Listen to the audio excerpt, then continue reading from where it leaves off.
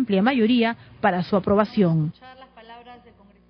Lamentablemente parece que estamos como en el colegio, ¿no? La titular del Congreso parece que cumple el rol de una profesora, exhortando a los alumnos que no falten a clase. Esto no debería pasar. Estamos esta mañana con José Chevasco. Él es ex oficial mayor del Congreso y además ya un experto en estos temas políticos, con 25 años, por cierto, trabajando en el Parlamento Nacional. ¿Qué está pasando? Nos quejamos de un congresista. Debe tener la capacidad intelectual, pero también ciertas condiciones humanas. Responsabilidad, puntualidad. ¿Por qué tenemos que estar reportando de congresistas que, en el lenguaje coloquial, se tiran la pera? Bien, muy bien. Buena analogía, Pati. Gracias por la invitación. Bienvenido. En principio, en el Congreso se propicia la inasistencia. Y me dirán ustedes por qué, si el reglamento dice que los parlamentarios están obligados a asistir al Pleno.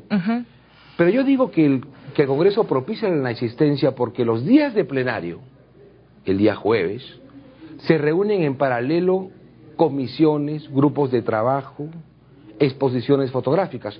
Yo he traído, por ejemplo, una agenda del Pleno del pasado 9 de octubre. Como para comparar. Como para comparar. Este día de plenario han existido 10 sesiones entre comisiones y grupos de trabajo, en paralelo. Entonces la cámara de televisión poncha el hemiciclo y dice: los asientos están vacíos. Claro, porque las comisiones están trabajando y el congresista tiene una oreja en la comisión y la otra oreja en el parlante para escuchar la sesión del Pleno. Para escuchar la alarma, porque cuando tocan la alarma de asistencia, corren. Veo que tienes experiencia en ser cronista parlamentaria y tú habrás notado que se toca un timbre antes de cada votación. ¿Por qué? Porque antes de cada votación se pasa lista.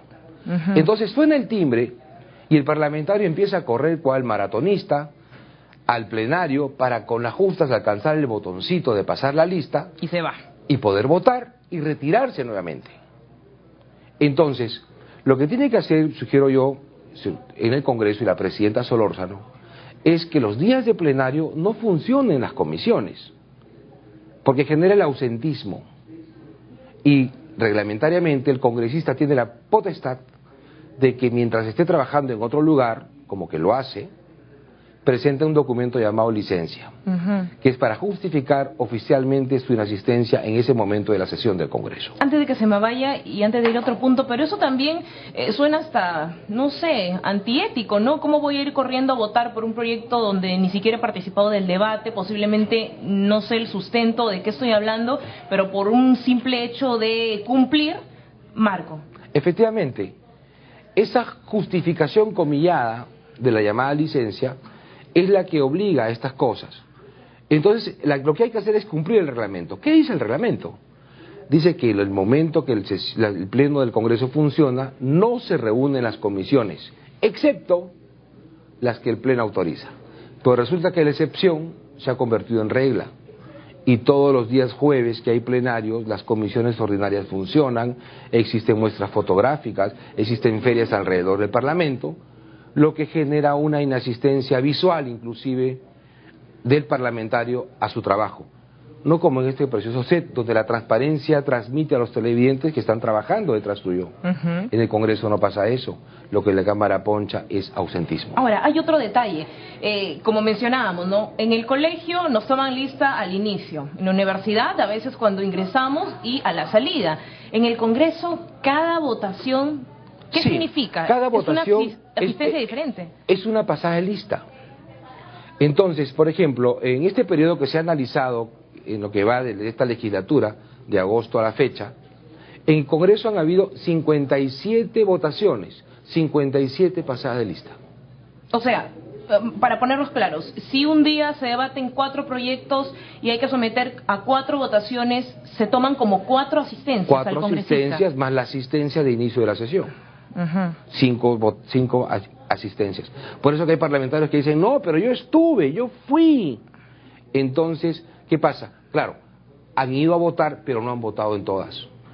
Y en las que no votaron, no presentaron la licencia. Por eso que se considera como ausencia a esa votación. Y la ausencia, también de acuerdo al reglamento, está sujeta a un descuento de las remuneraciones. Descuento que no se publica. Por cierto, entonces si no se publica no se sabe si se hace efectivo. Claro, lo que no se conoce no existe, ¿no? Entonces, llegar a la transparencia, el Congreso puede hacer algunas pequeñísimas reformas. Primero, que las comisiones no funcionen en paralelo al Pleno. Segundo, publicar los descuentos, para que el parlamentario también transmita al ciudadano de a pie, el trabajador, de que él también es un trabajador y es un mortal y está sujeto a los descuentos de tardanza como cualquiera de nosotros en nuestro centro laboral. Si yo falto aquí un día, me descuentan el día completo. El congresista tiene otro beneficio. ¿Cuánto le descuentan si falta un día? Entre el 20% y el 30%, dependiendo de los lugares donde él está trabajando. Puede ser el Pleno, comisión, consejo directivo. ¿Si no justifica? Si no justifica, se le descuenta. Y si justifica, ¿todo el día? No. Solamente el porcentaje que corresponde a esa inasistencia, porque se entiende también que él puede seguir trabajando más tarde, porque el parlamentario o el parlamento, como tú bien lo conoces, hace tiempo completo, más no dedicación exclusiva, ¿no? En fin, entonces, este tipo de cosas podría generar una mejor imagen del Congreso, darle la transparencia, de forma que las personas puedan percibir mejor lo que hace un parlamentario.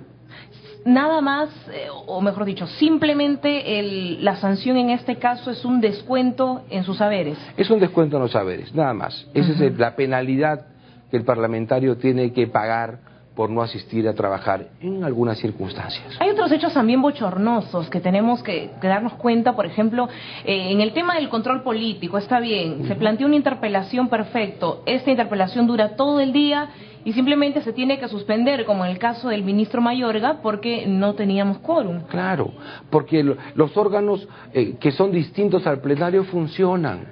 Lo que tiene que hacer el Congreso es ordenar un poquito su trabajo. No por siempre sesionar se es más eficiente. En estas épocas que hay que transmitir por medio de los medios de comunicación lo que se hace, el Congreso ahí tiene una pata coja. El Congreso no comunica bien. Lo que comunica es ineficiencia, comunica inasistencias. Entonces, esa figura que tú acabas de hacer notar en la sesión de interpelación, donde el ausentismo de los congresistas impidieron el normal funcionamiento del Congreso, son las cosas que tiene que corregir. ¿Y cómo lo corregimos? Señores, cuando hay pleno, se viene al pleno.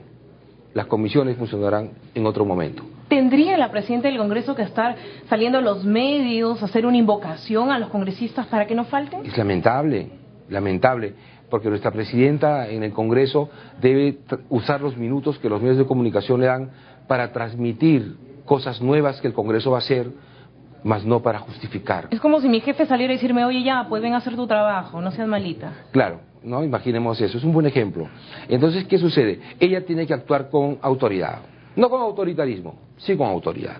Y lo primero que tiene que hacer es reordenar el trabajo de las comisiones. Además, que hay demasiadas comisiones. Bueno, el tema de las comisiones, porque le estamos dando el beneficio de la duda a algunos parlamentarios que sí se van a hacer su trabajo, ¿no? Pero hay algunos sí faltones reales, claro, que ni siquiera se aparecen. Claro, el primero en la lista, ¿no?, que están haciendo conocer como el señor Acuña. El señor Richard Acuña. Donde también él, al igual que otros congresistas, tiene actividades de carácter privado, ¿no? Entonces, ¿eso es incompatible? No es incompatible porque el reglamento establece que el trabajo del parlamentario es a tiempo completo, más no a dedicación exclusiva. Es a tiempo completo en el horario del funcionamiento del Congreso. Pero dedicación exclusiva horario, sí en órganos del Estado, ¿o no? Claro, hay funcionarios, o el parlamentario también es un funcionario, pero la norma que a él establece es cómo trabaja, le permite hacer otras cosas fuera del funcionamiento del Congreso. Entiendo que va a presentarse un proyecto de ley, un proyecto de reforma del reglamento para que los parlamentarios trabajen exclusivamente en el Congreso durante su periodo. Donde sí creo que no hay ni duda ni murmuraciones es en la semana de representación, ¿no? Todo el mundo desaparece, casi todos los congresistas. Lógicamente hay un dinero también de por medio que se les otorga mensualmente para que cumplan estas labores, sí, pero quizás ahí también habría que regular otras cosas. La intención de una semana de representación se supone que los miembros de una región deberían estar juntos, coordinar, parece que cada uno se despacha por su lado. Claro, ¿qué pasa? Yo en principio, Pati, yo estoy a favor de la semana de representación, porque creo que debe haber un momento en el cual el congresista vaya a su distrito electoral y esté en contacto con los ciudadanos de su distrito electoral, porque no siempre las personas del distrito electoral pueden venir a Lima. Para eso tú tienes razón, el parlamentario recibe un presupuesto, creo que son de 7.000 soles sujeto a impuesto a la renta. 7.900 para el mensual. Correcto, para poder trasladarse. Pero ¿qué sucede? El problema es que tú nos dices, y lo dices bien, que no hay una coordinación entre los congresistas de la misma región para poder trabajar, porque cada uno va por lo suyo. Claro, eso pasa porque como pertenecen a un solo distrito electoral, ellos se pelean los votos de ese distrito electoral.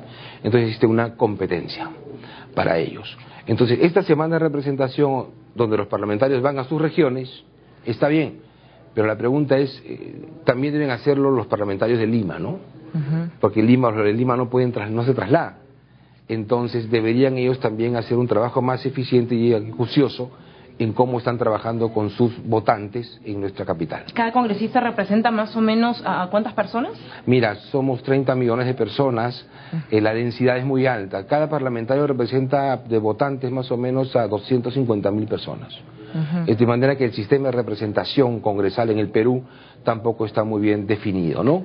Hay que modificar estas cosas, por eso algunos hablan de una bicameralidad o incrementar el número de parlamentarios para que existan más representados por el Congreso y los ciudadanos. Yo creo que todas estas faltas de las que estamos hablando también contribuyen a esa percepción negativa que tenemos del Congreso como una de las instituciones más corruptas.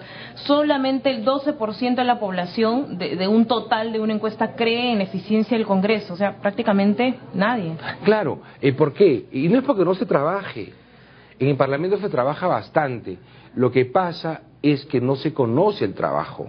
Como alguien me decía, Pepe, cuando tú hagas algo, aprende a cacarear. La gallina cacarea su huevo. Por eso es que la gente y nosotros comemos huevos de gallina, porque es la única ave que cacarea lo que hace. Pero en el caso parlamentario, el parlamentario no cacarea bien. La gente no se entera lo que hace. Entonces lo que tiene que hacer el Congreso es modificar. ¿O será porque no lo hace? No, yo sí creo que lo haga, porque he trabajado tantos años ahí y realmente el trabajo supera fácilmente las 8 horas diarias. Lo que pasa es que no se sabe transmitir ese trabajo a la población. Existen diversas maneras de ofertar noticia, como lo hace bien el Canal 7. Tiene 7.3, tiene 7 y tiene otro más, donde van ofertando al televidente una posibilidad y un abanico de programaciones. Correcto. El Congreso también tiene que saber ofertar, tiene que saber comunicar. Hay una preponderancia mucho de lo mediático también, ¿no? Claro. A veces el Congreso se convierte en una caja de resonancia donde todos los temas del domingo rebotan rápidamente. Claro, y rebotan lo negativo, ¿no? Rebotan lo escandaloso, ¿no? Como dicen, la noticia no es que el perro muerda a una persona, la noticia es que la persona muerda al perro, ¿correcto? Entonces, eso pasa en el Parlamento. Lo que tienen que saber es saber comunicar. Entonces, los medios de comunicación privados, sí, son muy importantes. Pero también el Congreso tiene que tener sus medios de comunicación propios para hacerlo. O quizás sus medios de difusión de productividad, ¿no? Algo tan básico. ¿Qué es lo que está haciendo tal congresista? Ahora, nos hemos abocado a los malos, pero también hay que decirlo, en este ranking de puntualidad destacan, por ejemplo, al congresista Luisa María Cuculiza, el congresista Tubino, ellos no tienen ninguna inasistencia. Ha dado a conocer solamente el hecho de algunos congresistas faltones, creo que son 7 u 8. Pero hay 122 o 120 que no dicen nada.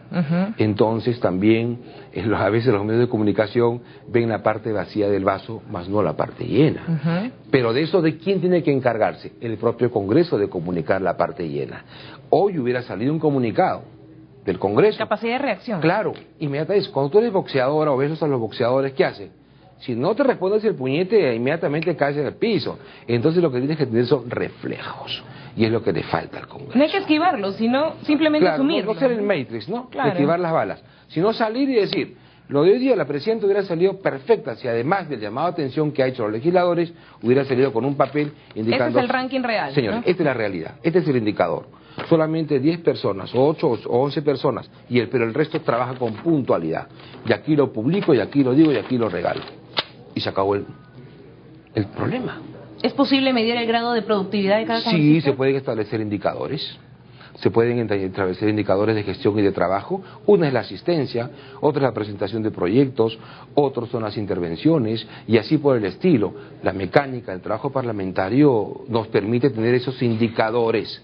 A nosotros nos gusta que nos indiquen, que nos digan el número. Es importante, y el Congreso tiene números para llenar páginas de páginas. ¿Sabe, Pepe? Lo que pasa es que cuando nosotros, por ejemplo, vemos frecuentemente esas comisiones de investigadoras, comisiones de fiscalización que no llegan a nada o se convierten en un show, o cuando vemos que, siendo el trabajo del congresista fiscalizar, investigar, simplemente se basan en el rebote periodístico para presentar un medio probatorio, nos quedan muchas dudas, ¿no? ¿Dónde está la labor de investigación?